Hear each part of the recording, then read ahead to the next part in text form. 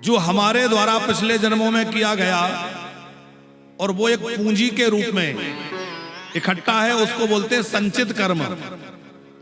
और क्रियमाण जो हम यही कर रहे हैं और यही फल भोग रहे हैं। कहीं ऐसे भी तो कर्म है जो यही किया और यही भोगा।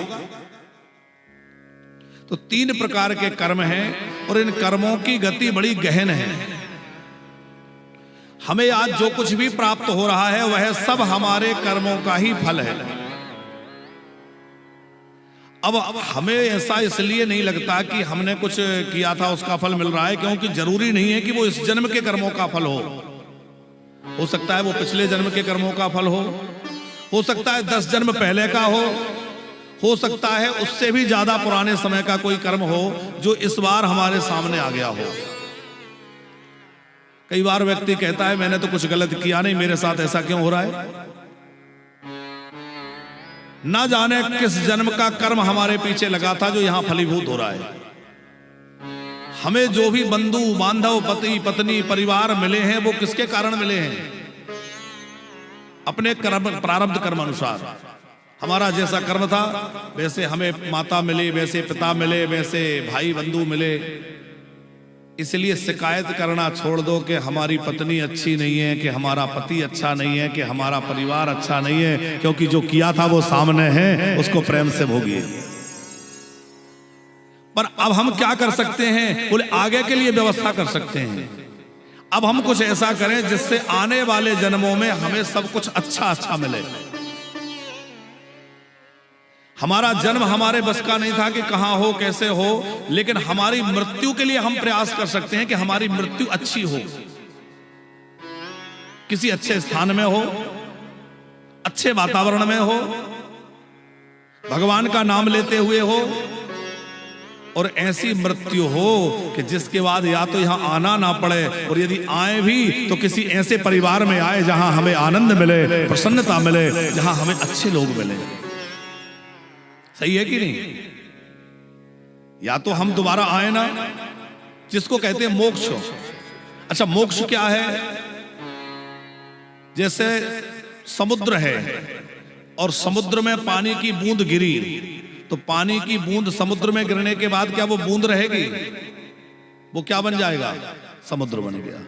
ऐसे ये जीवात्मा गई और जीवात्मा जाके परमात्मा में मिल गई, तो फिर ये अलग से जीवात्मा नहीं रहा, वो परमात्मा में मिलके परमात्मा का रूप ही हो गया। उसको कहते हैं मोक्ष। लेकिन यदि दोबारा जन्म हो, मोक्ष ना भी हो, तो वो दोबारा जन्म भी किसी अच्छे परिवार में हो, अच्छे लोगों में हो। हमें आगे की भी व्यवस्था करनी है। मान ले केवल हमें इसी जन्म का नहीं सोचना है, इस जन्म में तो हम बढ़िया रहें, पर इस जन्म में अच्छे रहते रहते आगे का भी प्रबंध करना है। ये हमारे दार्शनिक ग्रंथ समझाते हैं, हमारा भारतीय दर्शन समझाता है। परीक्षित जी पूछ रहे हैं कि ऐसा क्या करें कि मरने वाले की मृत्यु सुधर जाए। सुधरने का मतलब है कि आगे की व्यवस्था ठीक हो जाए। आप लोग यात्रा पर आए, 7 दिन की यात्रा पर वृंदावन आए, तो तमाम तैयारियां करके आए होंगे।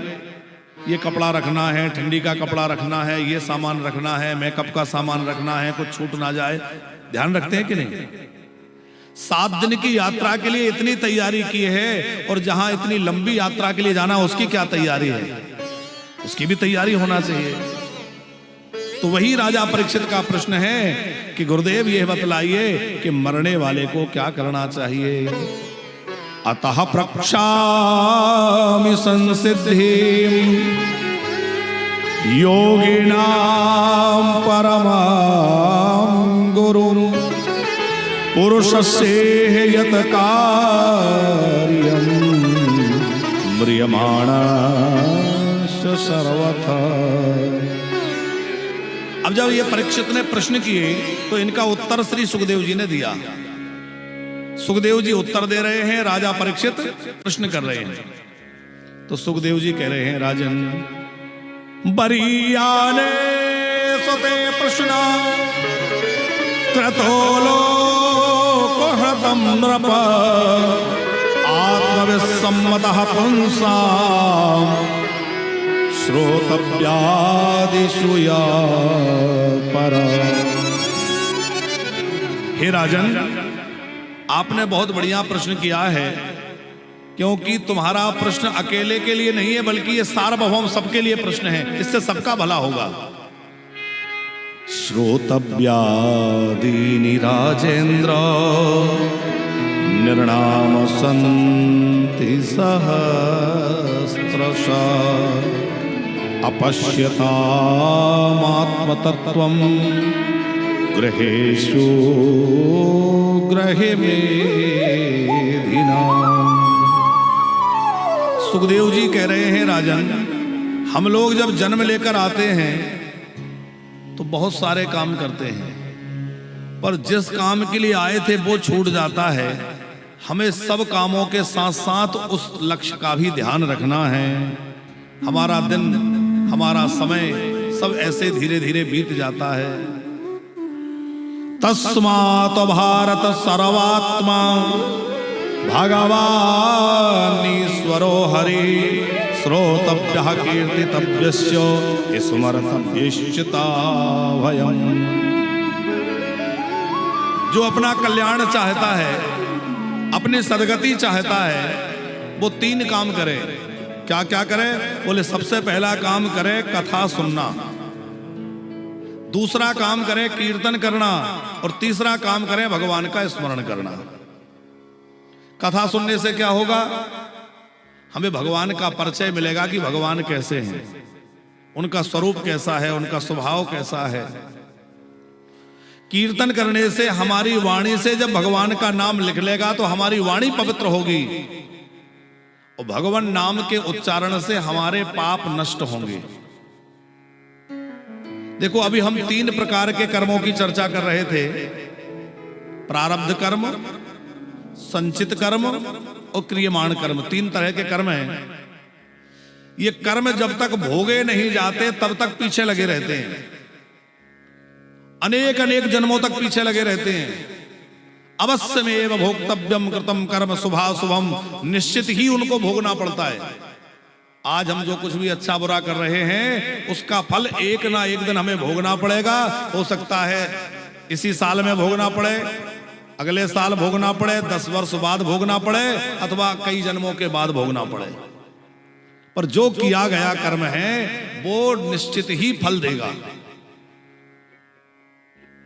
अब एक परेशानी है दीक्षित जी कि पिछले जन्म में हमने जो कर्म किए थे उनको भोगने ये जन्म मिला।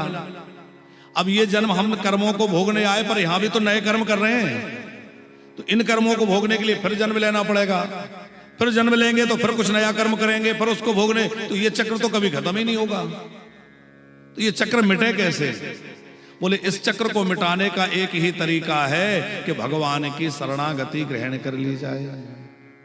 श्रीमद् भगवद गीता में भगवान श्री कृष्ण कहते हैं कि तुम मेरी शरण में आ जाओ। अनन्यास चिंतयन्ते माम ये जनः पर्युपास्यते। अनन्यता के साथ जो मेरी शरण में आ जाता है, फिर मैं उसका ध्यान रखता हूं। और सर्वधर्मान प्रत्यज्य पादमेकम शरणं व्रज।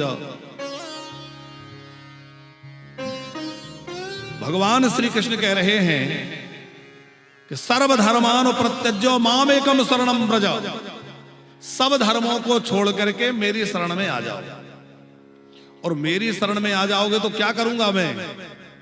अहम त्वम सर्व पापेभ्यो मोक्षयिष्यामि मां शुचे। मैं तुम्हें सभी प्रकार के पापों से मुक्त कर दूंगा। माने हमारी जो पापों की गठरी है अथवा जो कर्मों की पूंजी है, उसको भगवान खाते को समाप्त कर देंगे। हमारा जो खाता है, वही खाता होता है ना, एक तरफ पुण्य एक तरफ पाप।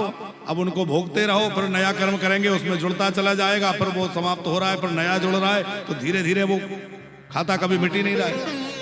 कब मिटेगा? बोले जब ये जीव भगवान के शरण में चला जाएगा। तो भगवान कहते हैं अहम त्वम सर्व पापेभ्यो मोक्षयिष्यामि। मैं तुम्हें सारे पापों से मुक्त कर दूंगा। तुम इसके लिए विचार मत करो, सोच मत करो, चिंता मत करो। माने भगवान की शरण में जाने से हमारे कर्मों का लेखा जोखा मिट जाए।